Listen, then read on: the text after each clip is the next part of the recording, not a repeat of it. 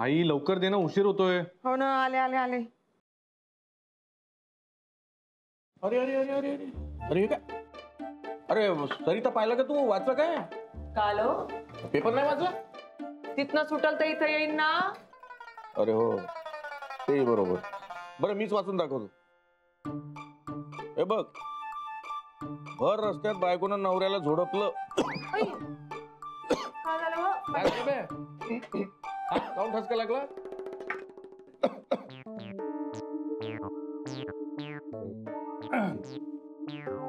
बाबा काही वाचताय का तुम्ही?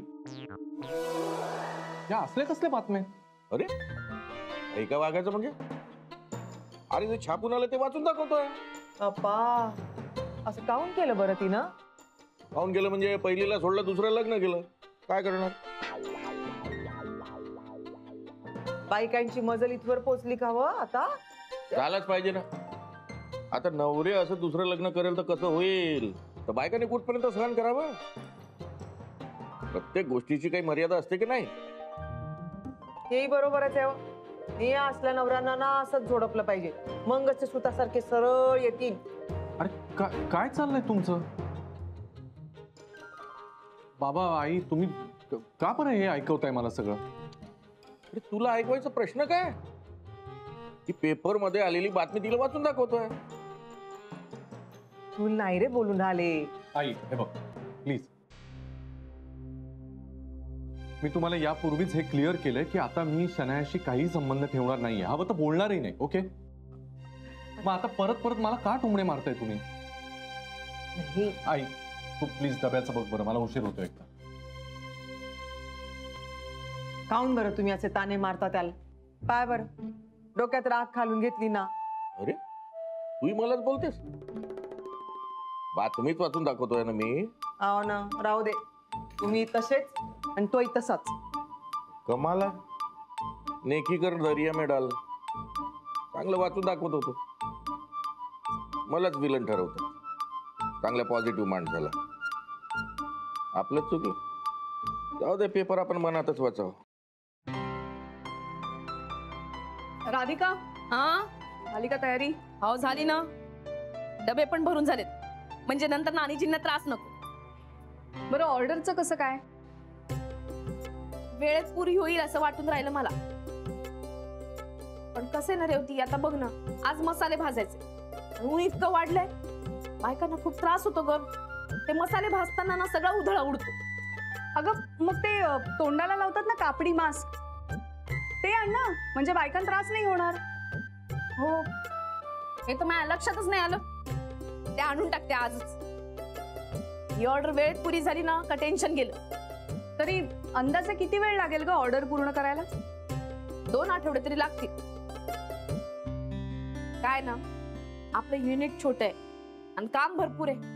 त्यातनं काही मसाले बायकांना हातानं काढायला लागतात, म्हणून वेळ लागून राहिला. पण होईल पुरी.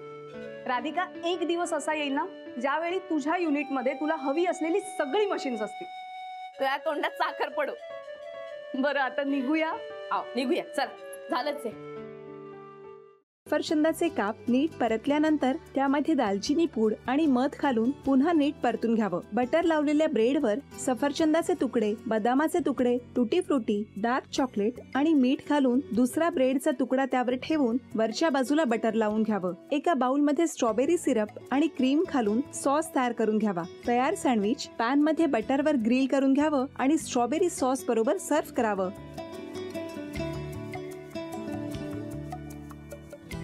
हे जेव्हा बोलत होते तेव्हा मी बघत होतो की या दोघांनी स्वतःचा संसार उभा केलाच, पण स्वतःच्या संसाराबरोबर अनेकांच्या आयुष्यात आनंद निर्माण केला. तो आनंद महत्त्वाचा. हसत राहा, आनंदी राहा असं म्हणत शुभेच्छा देऊया. आणि ही झी मराठीकडून भेटवस्तू डेव्हिड तुमच्यासाठी. अभिनंदन.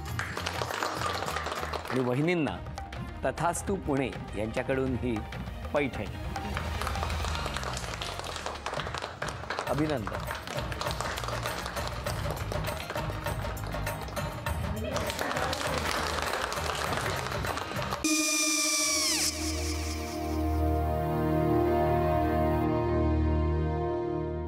काय गो?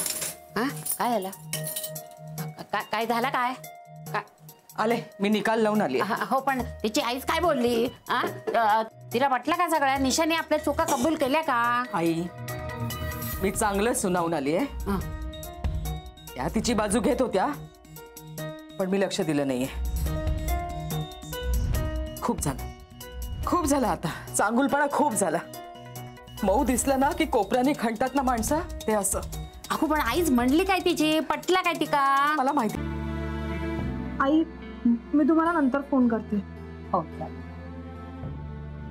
आणि आई बाबा जे बोलले त्याचं वाईट नका वाटून घेऊ. सॉरी. सॉरी काय त्या? नेहा आले. आई मी येते. हो काकू येते.